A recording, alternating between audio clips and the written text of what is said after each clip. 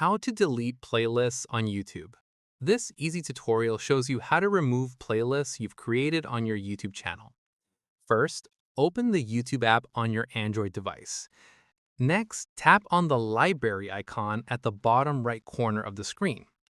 Following that, scroll down to the playlist section where all your created playlists are displayed. Now, find the playlist you want to delete and tap on it to open. Moving forward, once the playlist is open, tap on the three dots icon in the top right corner. Afterwards, a menu will appear with various playlist options. In addition to that, scroll down and tap on Delete Playlist from the menu.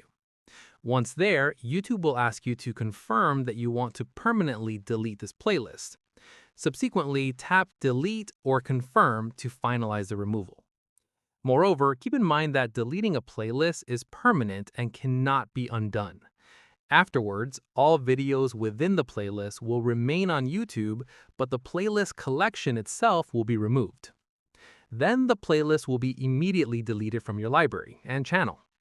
Within your library, you'll no longer see the deleted playlist in your playlist section.